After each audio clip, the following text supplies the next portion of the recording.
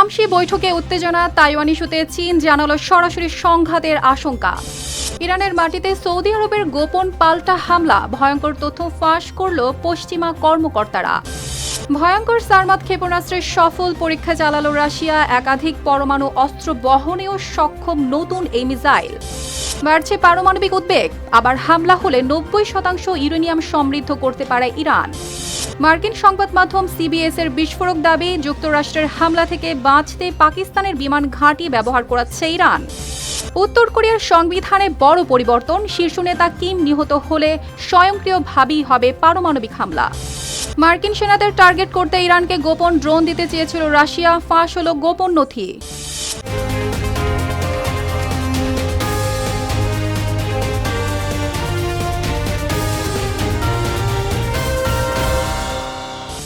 দর্শক, আমন্ত্রণ জানাচ্ছি আরটিভি সপ্তাহের বিশ্বের সঙ্গে আছি আমি অর্পিতা জাহান। বিশ্ব রাজনীতির সবচেয়ে আলোচিত দুই নেতা এবার মুখোমুখি একই টেবিলে। একদিকে চীনা প্রেসিডেন্ট শি জিনপিং, অন্যদিকে মার্কিন প্রেসিডেন্ট ডোনাল্ড ট্রাম্প। বেজিং এর রাজকীয় আয়োজন আর কূটনৈতিক সৌজন্যের আড়ালেও এবার স্পষ্ট হয়ে উঠেছে গভীর উত্তেজনা। তাইওয়ান ইস্যু ঠিকভাবে সামাল না দিলে চীন আমেরিকা সরাসরি সংঘাতে জড়িয়ে পড়তে পারে। প্রেসিডেন্ট ট্রাম্পকে এমন কঠোর সতর্কবার্তা দিয়েছেন চীনের প্রেসিডেন্ট শি জিনপিং। বিস্তারিত প্রতিবেদনে।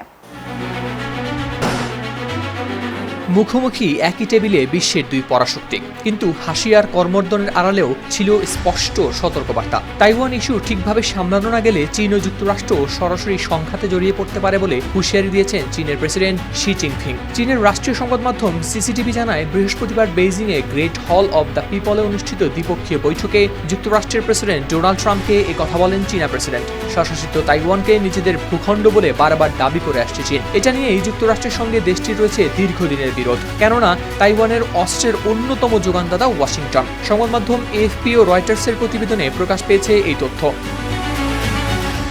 বৃহস্পতিবারের বৈঠকে চীনা প্রেসিডেন্ট বলেন, চীন ও মার্কিন দ্বিপক্ষীয় সম্পর্কেও তাইওয়ান প্রশ্নটি একটি গুরুত্বপূর্ণ ইস্যু। যদি ঠিকঠাক সামলানো না যায় তাহলে দুদেশের মধ্যে সংঘাত হতে পারে। এটা চীন ও যুক্তরাষ্ট্রের সম্পর্ককে অত্যন্ত বিপজ্জনক পরিস্থিতির দিকে ঠেলে দেবে বলে জানান শি জিনপিং। তবে এসব উত্তেজনার মাঝেও বৈঠকে দুই নেতার মধ্যে দেখা গেছে কূটনৈতিক সৌহার্দ্যের দৃশ্য। ট্রাম্প বৈঠকে শি জিনপিংকে মহান নেতা বলে উল্লেখ করেন। তিনি বলেন, অনেকেই হয়তো তার মুখে একথা শুনতে পছন্দ করবে না, কিন্তু তিনি সত্যিই শি জিনপিংকে একজন মহান নেতা মনে করেন।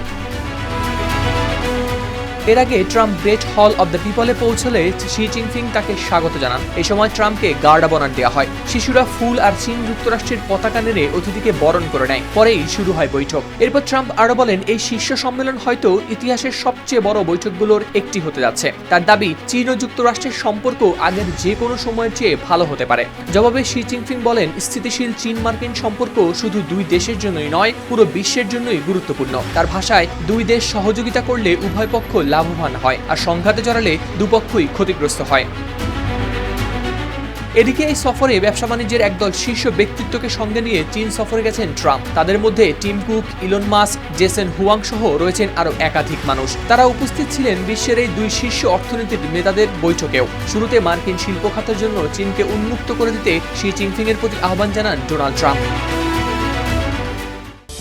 মধ্যপ্রাচ্যে চলমান উত্তেজনার মধ্যে সামনে এলো নতুন এক বিস্ফোরক তথ্য।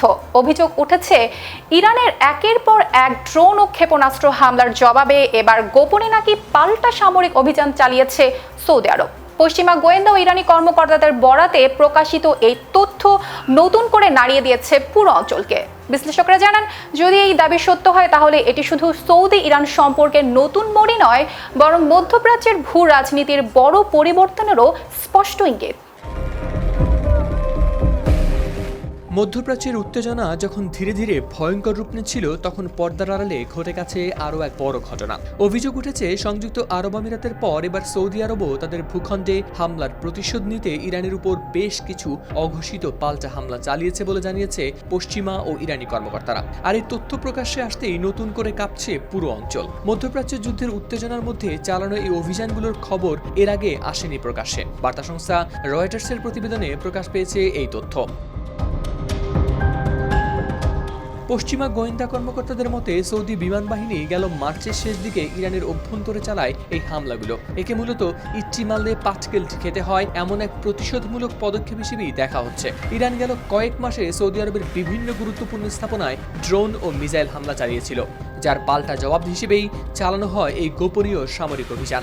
সমর বিশ্লেষকদের মতে এই প্রথম সৌদি আরব সরাসরি ইরানের মাটিতে সামরিক আঘাত হানল, যা মধ্যপ্রাচ্যের ভূ রাজনীতিতে দিচ্ছে বড় পরিবর্তনের ইঙ্গিত। দীর্ঘদিন ধরেই সৌদি আরব নিরাপত্তার জন্য যুক্তরাষ্ট্রের সামরিক ছাতার উপর নির্ভরশীল ছিল, কিন্তু সাম্প্রতিক যুদ্ধ পরিস্থিতিতে ইরানের ড্রোন ও ক্ষেপণাস্ত্র প্রযুক্তি মার্কিন প্রতিরক্ষা বলয় ভেদ করতে সক্ষম হওয়ায় রিয়াদ নিজেদের নিরাপত্তা কৌশলে বড় পরিবর্তন আনতে শুরু করেছে বলে ধারণা করা হচ্ছে। ওয়াশিংটন বা মিত্রদের অপেক্ষায় না থেকে এবার নিজেরাই সরাসরি জবাব দেওয়ার পথে হাঁটছে সৌদি নেতৃত্ব। প্রতিবেদন অনুযায়ী যুক্তরাষ্ট্র ও ইসরায়েল গেল 28 ফেব্রুয়ারি ইরানে হামলা শুরুর পর পুরো মধ্যপ্রাচ্যে ছড়িয়ে পড়ে সংঘাত। এরপর ইরান, সৌদি আরব, সংযুক্ত আরব আমিরাত, কাতার, কুয়েত, ওমান ও বাহরাইনের বিভিন্ন লক্ষ্যবস্তুতে একের পর এক হামলা চালায়। বিশেষ করে সৌদি আরবের তেল স্থাপনা ও বেসামরিক বিমানবন্দরগুলো ছিল বড় টার্গেট। পশ্চিমা কর্মকর্তারা আরও জানান, গোপন হামলার পর সৌদি আরব কূটনৈতিক চ্যানেলে ইরানকে বার্তা পাঠায়। সেখানে বলা হয় পরিস্থিতির উন্নতি না হলে আরও বড় হামলা চালানো হবে। এই চাপের পরই দুই দেশ এক ধরনের অঘোষিত সমঝোতায় পৌঁছায় বলেই দাবি করা হয়েছে। ইন্টারন্যাশনাল ক্রাইসিস গ্রুপের বিশেষজ্ঞ আলী ওয়ারেজের মতে এটি কোনো বিশ্বাসের জায়গা থেকে নয়, বরং উভয় পক্ষই বুঝতে পেরেছে যে সংঘাত অনিয়ন্ত্রিতভাবে বাড়লে দুদেশেরই ক্ষতি হবে অপূরণীয়। মার্চের শেষ দিকে হামলার তীব্রতা থাকলেও এপ্রিলের শুরুতে তা উল্লেখযোগ্যভাবে কমে আসে। তবে ইরান সমর্থিত গোষ্ঠীগুলোর মাধ্যমে সৌদি আরবের দিকে হামলার চেষ্টা পুরোপুরি থামেনি। বিশ্লেষকদের মতে এই গোপন পাল্টা হামলা প্রমাণ করেছে মধ্যপ্রাচ্যের ক্ষমতার ভারসাম্য দ্রুতই বদলাচ্ছে, আর সৌদি আরব এখন শুধু কূটনীতির উপর নির্ভর না করে সামরিক জবাব দিতেও প্রস্তুত।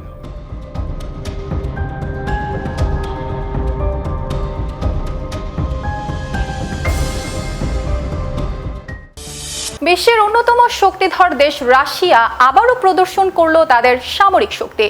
সারমাত নামে ভয়ঙ্কর নতুন এক আন্তঃমহাদেশীয় ক্ষেপণাস্ত্রের সফল পরীক্ষা চালিয়েছে মস্কো। রাশিয়ার দাবি, এই মিসাইল শুধু হাজার হাজার কিলোমিটার দূরের লক্ষ্য বস্তুতেই আঘাত হানতে সক্ষম নয়, বরং বহন করতে পারে একাধিক পরমাণু অস্ত্র। বিস্তারিত দেখুন অর্পিতা জাহানের প্রতিবেদনে। পৃথিবীর এক প্রান্তে বসেই অন্য প্রান্তে ধ্বংস নামিয়ে আনার সক্ষমতা দেখালো রাশিয়া। তারা নিয়ে এলো এমন এক ভয়ঙ্কর ক্ষেপণাস্ত্র যা মুহূর্তেই লণ্ডভণ্ড করে দিবে পৃথিবীর একাংশ। শুধু কি তাই, এটি এমন এক অস্ত্র যা চালাতে পারে পরমাণু হামলাও। রাশিয়া এই ক্ষেপণাস্ত্রের নাম দিয়েছে সারমাত। এটি একটি আন্তঃমহাদেশীয় ব্যালিস্টিক ক্ষেপণাস্ত্র বা ICBM, অর্থাৎ এক দেশ থেকে ছুড়ে হাজার হাজার কিলোমিটার দূরের লক্ষ্যবস্তুতে আঘাত হানতে পারে। রাশিয়ার দাবি, এই ক্ষেপণাস্ত্র প্রায় 35,000 কিলোমিটার দূরত্ব পর্যন্ত পৌঁছাতে সক্ষম।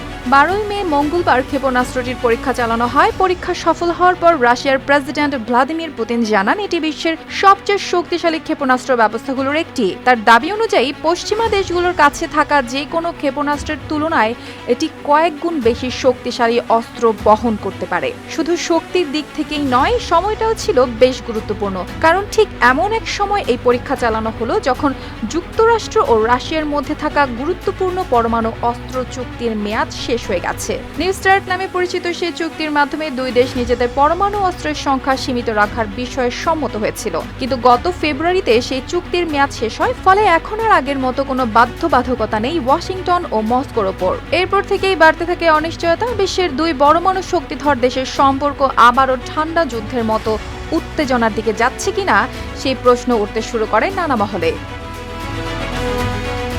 এদিকে ডোনাল্ড ট্রাম্প নতুন একটি পরমাণু চুক্তিতে চীনকেও যুক্ত করতে চেয়েছিলেন, তবে বেইজিং সরাসরি জানিয়ে দেয় তারা এমন কোনো চুক্তির অংশ হতে আগ্রহী নয়। এই পরিস্থিতিতে রাশিয়ার নতুন ক্ষেপণাস্ত্র পরীক্ষা যেন আরো বড় বার্তা দিল বিশ্বকে।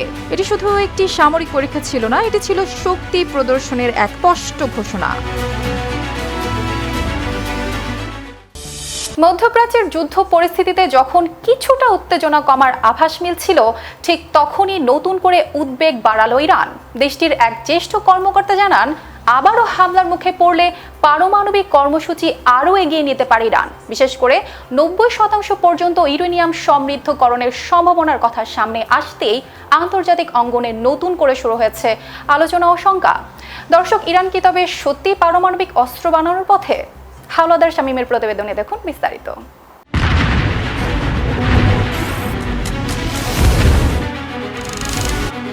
মধ্যপ্রাচ্যে উত্তেজনা যখন আভাস দিচ্ছিল কিছুটা কমার, ঠিক তখনই নতুন করে যেন উদ্বেগ বাড়ালো ইরান। আবারও হামলার শিকার হলে ইরান তাদের পারমাণবিক কর্মসূচি আরও জোরদার করতে পারে বলে ইঙ্গিত দিয়েছেন দেশটির পার্লামেন্টের পররাষ্ট্রনীতি ও জাতীয় নিরাপত্তা কমিটির মুখপাত্র ইব্রাহিম রেজাই। সংবাদ মাধ্যম গালফ নিউজের প্রতিবেদনে প্রকাশ পেয়েছে এই তথ্য। সামাজিক যোগাযোগ মাধ্যম এক্সে দেয়া এক পোস্টে ইব্রাহিম রেজাই লিখেন, আবারও হামলা হলে ইরানের অন্যতম বিকল্প হতে পারে পারমাণবিক বোমা তৈরির উপযোগী 90% পর্যন্ত ইউরেনিয়াম সমৃদ্ধকরণ। বিষয়টি নিয়ে পার্লামেন্টে পর্যালোচনা করবে তেহরান। সমর বিশেষজ্ঞদের মতে এই মাত্রার সমৃদ্ধ ইউরেনিয়াম পারমাণবিক বোমা তৈরির উপযোগী। রেজাই এই বক্তব্যকে ইরানের পারমাণবিক তৎপরতা আরও জোরদার করার সম্ভাব্য ইঙ্গিত হিসেবেই দেখা হচ্ছে। মধ্যপ্রাচ্যে চলমান উত্তেজনার মধ্যে এমন মন্তব্য নতুন করে বাড়িয়েছে উদ্বেগ। এদিকে যুক্তরাষ্ট্র ও ইসরায়েলের সামরিক অবস্থান এবং ইরানের পারমাণবিক সক্ষমতা নিয়ে চলমান উদ্বেগের মধ্যেই এসেছে এই মন্তব্য। বিশ্লেষকদের মতে ইরানের পারমাণবিক কর্মসূচি সবসময় অঞ্চলটির সবচেয়ে স্পর্শকাতর ইস্যুগুলোর একটি, আর এখন সেই ইস্যু আবার সামনে চলে আসছে নতুন মাত্রায়। সব মিলিয়ে যুদ্ধের উত্তেজনা কমার আগেই পারমাণবিক ইঙ্গিত ঘিরে তৈরি হয়েছে নতুন শঙ্কা। এখন দেখার বিষয় এই বার্তা কেবলই রাজনৈতিক চাপ নাকি সত্যিই নতুন কোনো পদক্ষেপের প্রস্তুতি।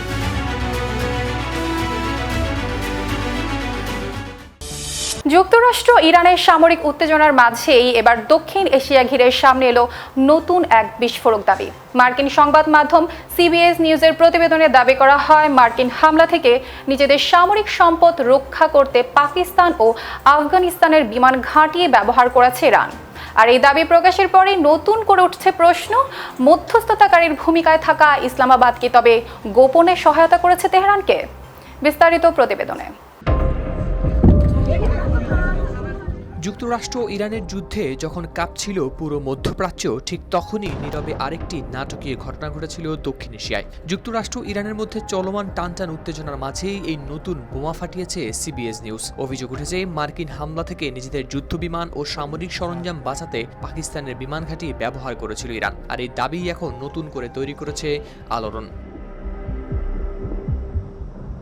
জ্যেষ্ঠ মার্কিন কর্মকর্তাদের বরাত দিয়ে প্রকাশিত এক প্রতিবেদনে সিবিএস দাবি করে, মার্কিন হামলা থেকে নিজেদের বিমান ও সামরিক সম্পদ রক্ষা করতে পাকিস্তান ও আফগানিস্তানের বিমান ঘাঁটি ব্যবহার করেছে ইরান। একাধারে মধ্যস্থতাকারী হিসেবে অভিনয় করলেও তলে তলে তেহরানকে পাকিস্তান আশ্রয় দিচ্ছে কিনা তা নিয়ে এখন আন্তর্জাতিক মহলে শুরু হয়েছে তুমুল বিতর্ক। প্রতিবেদনে বলা হয়, গেল এপ্রিলে প্রেসিডেন্ট ডোনাল্ড ট্রাম্প ইরানের সাথে সাময়িক যুদ্ধবিরতি ঘোষণার কয়েক ঘন্টার মধ্যেই তেহরান পাকিস্তানের নূর খান বিমান ঘাঁটিতে বেশ কিছু বিমান পাঠিয়ে দেয়, যার মধ্যে অন্যতম হল ইরানের বিমান বাহিনীর একটি RC-130 গোয়েন্দা বিমান। এটি মূলত নজরদারি ও গোয়েন্দা তথ্য সংগ্রহের কাজে ব্যবহৃত হয়। অন্যদিকে শুধু পাকিস্তান নয়, আফগানিস্তানেও নাকি একটি ইরানি বেসামরিক বিমান পার করে রাখা হয়েছিল বলেও খবর পাওয়া গেছে। গেল ফেব্রুয়ারিতে যুদ্ধ শুরুর পর মাহান এয়ারের একটি বিমান কাবুলে অবতরণ করে। পরবর্তীতে পাকিস্তান ও তালেবানের মধ্যে উত্তেজনা বাড়লে বিমানটিকে নিরাপদ রাখতে ইরান সীমান্তের কাছে হেরাত বিমানবন্দরে সরিয়ে নেওয়া হয়েছে বলেও দাবি করা হয়েছে। এই তথ্য সামনে আসতেই যুক্তরাষ্ট্রে শুরু হয়েছে ব্যাপক আলোচনা। মার্কিন সেনেটর লিন্ডসে গ্রাহাম পাকিস্তানের ভূমিকা নিয়ে কড়া প্রশ্ন তুলে বলেন, যদি এই তথ্য সত্য হয় তাহলে মধ্যস্থতাকারী হিসেবে ইসলামাবাদ ভূমিকা নতুন করে মূল্যায়ন করা প্রয়োজন। তবে পাকিস্তান এই অভিযোগ অস্বীকার করে দাবি করে নূর খান ঘাঁটি জনবহুল এলাকায় অবস্থিত। সেখানে বিদেশি সামরিক বিমানের বহর রাখা হলে তা সাধারণ মানুষের চোখ এড়িয়ে গোপন রাখা সম্ভব নয়। একইভাবে আফগান তালেবানও জানিয়েছে কোনো ইরানি সামরিক বিমান তাদের দেশে রাখা হয়নি, যদিও তারা স্বীকার করেছে যুদ্ধের সময় ইরানের একটি বেসামরিক বিমান কাবুলে কিছু সময়ের জন্য অবস্থান করেছিল। বিশ্লেষকদের মতে এই অভিযোগ সত্য হলে তা শুধু পাকিস্তানের কূটনৈতিক অবস্থানকেই প্রশ্নের মুখে ফেলবে না, বরং যুক্তরাষ্ট্র, ইরান ও দক্ষিণ এশিয়ার ভূ রাজনীতিতেও তৈরি করবে নতুন উত্তেজনা। উত্তর কোরিয়া এবার তাদের পারমাণবিক নীতিতে আনলো বড় পরিবর্তন। দেশটির নতুন সাংবিধানিক সংশোধনী অনুযায়ী বিদেশি কোনো হামলায় দেশটির শীর্ষ নেতা কিম জং উনের মৃত্যু হলে স্বয়ংক্রিয়ভাবে শুরু হতে পারে পারমাণবিক পাল্টা আঘাত। সাম্প্রতিক মধ্যপ্রাচ্যের উত্তেজনা ইরানের শীর্ষ নেতাদের উপর হামলার ঘটনা দেখেই এই সিদ্ধান্তকে নতুন নিরাপত্তা কৌশল হিসেবেই দেখছেন বিশ্লেষকরা। বিস্তারিত প্রতিবেদনে। সম্প্রতি উত্তর কোরিয়া তাদের সংবিধানে বড় ধরনের পরিবর্তন এনেছে। নতুন সংশোধনী অনুযায়ী বিদেশি কোনো শক্তির হামলায় যদি কিম জং উনের মৃত্যু হয় তাহলে স্বয়ংক্রিয়ভাবে শুরু হবে পারমাণবিক পাল্টা আঘাত। এমনকি দেশের পারমাণবিক কমান্ডো সিস্টেম বিপদের মুখে পড়লেও সঙ্গে সঙ্গে হামলার নির্দেশ কার্যকর হবে। দক্ষিণ কোরিয়ার গোয়েন্দা সংস্থার তথ্য অনুযায়ী মার্চ মাসে পিয়ংইয়ংয়ে অনুষ্ঠিত সুপ্রিম পিপলস অ্যাসেম্বলির অধিবেশনেই এই সিদ্ধান্ত অনুমোদন দেওয়া হয়। বিশ্লেষকরা মনে করছেন সাম্প্রতিক মধ্যপ্রাচ্যের ঘটনাগুলো এই সিদ্ধান্তের পেছনে বড় কারণ। যুক্তরাষ্ট্র ও ইসরায়েলে অভিযানে ইরানের কয়েকজন শীর্ষ নেতা নিহত হওয়ার পর থেকেই উত্তর কোরিয়া নিজেদের নিরাপত্তা নিয়ে আরও কঠোর অবস্থানে গেছে। কিম জং উন হয়তো বুঝিয়ে দিতে চাইছেন তার দেশের নেতৃত্বের ওপর আঘাত মানেই ভয়ঙ্কর পরিণতি।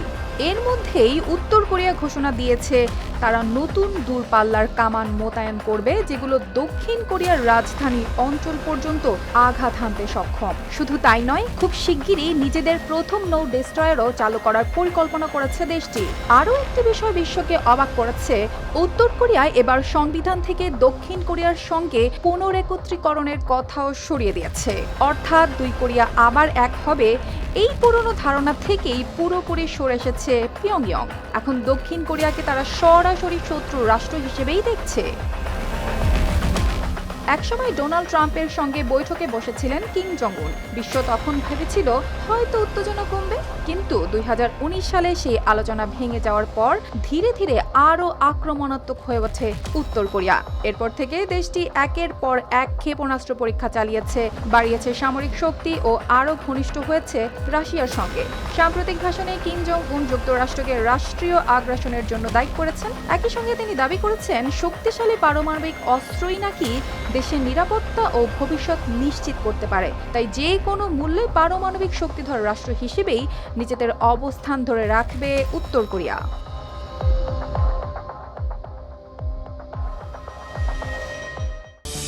যুদ্ধের ময়দানে ইরানি ড্রোনের বাড়তে থাকা সক্ষমতার পেছনে রাশিয়ার কোনো গোপন সহায়তা আছে কিনা তা নিয়ে নতুন করে শুরু হয়েছে আলোচনা। ব্রিটিশ সাময়িকী দ্য ইকোনমিস্টের হাতে আসা এক গোপন নথিতে উঠে এসেছে ইরানকে উন্নত ফাইবার অপটিক ড্রোন, দূরপাল্লার স্যাটেলাইট নিয়ন্ত্রিত প্রযুক্তি এবং এসব পরিচালনার প্রশিক্ষণ দেওয়ার সম্ভাব্য পরিকল্পনার তথ্য। বিশ্লেষকদের মতে এই নথির তথ্য সত্য হলে তা শুধু রাশিয়া ইরান সামরিক সম্পর্কই নয়, মধ্যপ্রাচ্যের চলমান সংঘাতের গতিপথ নিয়েও নতুন উদ্বেগ তৈরি হতে পারে। বিস্তারিত হাওলাদার শামীমের প্রতিবেদনে। যুদ্ধের মাঝে ইরানি ড্রোন কেন এত ভয়ঙ্কর হয়ে উঠছে, তার পেছনে কি রাশিয়ার গোপন হাত আছে? এবার ঠিক এমনই এক বিস্ফোরক দাবি সামনে এনেছে ব্রিটিশ সাময়িকী দ্য ইকোনমিস্ট। তাদের হাতে এসেছে এমন একটি গোপন নথি যেখানে ইরানকে উন্নত ড্রোন দেয়া থেকে শুরু করে মার্কিন সেনাদের উপর সেগুলো ব্যবহার শেখানোর পরিকল্পনার কথাও উল্লেখ রয়েছে। প্রতিবেদন অনুযায়ী রাশিয়ার সামরিক গোয়েন্দা সংস্থা জিআরইউ এর তৈরি 10 পৃষ্ঠার ওই নথিতে ইরানকে 5000 ফাইবার অপটিক ড্রোন দেওয়ার প্রস্তাব ছিল। পাশাপাশি দূরপাল্লার স্যাটেলাইট নিয়ন্ত্রিত ড্রোন এবং সেগুলোর পরিচালনার প্রশিক্ষণ দেওয়ার কথাও উল্লেখ করা হয়েছে। সমর বিশ্লেষকদের মতে এই ধরনের ড্রোন যুদ্ধের চেহারাই বদলে দিতে পারে, কারণ এগুলো সাধারণ ড্রোনের মতো জ্যামিং করে থামানো যায় না। নথিতে বলা হয়েছে এই ড্রোনগুলো ব্যবহার করে পারস্য উপসাগরে মার্কিন ল্যান্ডিং ক্রাফট, নৌযান ও সেনাদের লক্ষ্যবস্তু বানানো সম্ভব। এমনকি একটি ডায়াগ্রামে দেখানো হয়েছে কিভাবে দূরে লুকিয়ে বসে একসঙ্গে 5-6টি ড্রোন দিয়ে হামলা চালানো যেতে পারে। বিশেষজ্ঞরা বলছেন ইউক্রেন যুদ্ধে এই ফাইবার অপটিক ড্রোন রাশিয়ার জন্য বড় সুবিধা তৈরি করেছিল, কারণ এগুলো বেতার তরঙ্গ নয়, সরাসরি ফাইবার অপটিক তার দিয়ে নিয়ন্ত্রিত হয়। ফলে শত্রুপক্ষ সহজে সিগন্যাল শনাক্ত বা জ্যাম করতে পারে না। এতদিন পর্যন্ত ধারণা করা হতো রুশ প্রেসিডেন্ট ভ্লাদিমির পুতিনের সরকার কেবল গোয়েন্দা তথ্য দিয়ে ইরানকে সাহায্য করছে। তবে গোপন নথির তথ্য অনুযায়ী রাশিয়া সম্ভবত ইরানকে বিপুল পরিমাণ অত্যাধুনিক অস্ত্র সরবরাহেরও প্রস্তাব দিয়েছে, যা মার্কিন ও মিত্রবাহিনীর বড় ধরনের প্রাণহানির কারণ হতে পারে। প্রতিবেদনে আরো বলা হয়েছে রাশিয়া ইরানের জন্য স্টারলিংক নিয়ন্ত্রিত ড্রোন ব্যবহারের পরিকল্পনা করেছিল। ইউক্রেন যুদ্ধে রুশ বাহিনী যেভাবে দূর থেকে আকাশ প্রতিরক্ষা ব্যবস্থাকে শনাক্ত ও ধ্বংস করেছে, একই কৌশল মধ্যপ্রাচ্যীয় প্রয়োগের চিন্তা ছিল বলে দাবি করা হয়েছে। নথির আরেকটি গুরুত্বপূর্ণ অংশে বলা হয়েছে রাশিয়ায় পড়াশোনা করা প্রায় 10,000 ইরানি শিক্ষার্থীর মধ্য থেকে ড্রোন অপারেটর নিয়োগের কথাও ভাবা হয়েছিল। পাশাপাশি তাজিক ও সিরিয়ার আলাউই সম্প্রদায়ের সদস্যদেরও প্রশিক্ষণে যুক্ত করার সম্ভাবনা উল্লেখ ছিল। তবে এই পরিকল্পনা শেষ পর্যন্ত বাস্তবায়ন হয়েছিল কিনা, ইরান সত্যি এসব ড্রোন পেয়েছিল কিনা বা প্রশিক্ষণ শুরু হয়েছিল কিনা সে বিষয়ে এখনও নিশ্চিত তথ্য পাওয়া যায়নি। তবে বিশ্লেষকদের মতে এই নথি সত্য হলে তা শুধু ইরান রাশিয়া সামরিক সম্পর্কই নয়, মধ্যপ্রাচ্যের চলমান সংঘাতের নতুন মাত্রাও সামনে এনে দিচ্ছে।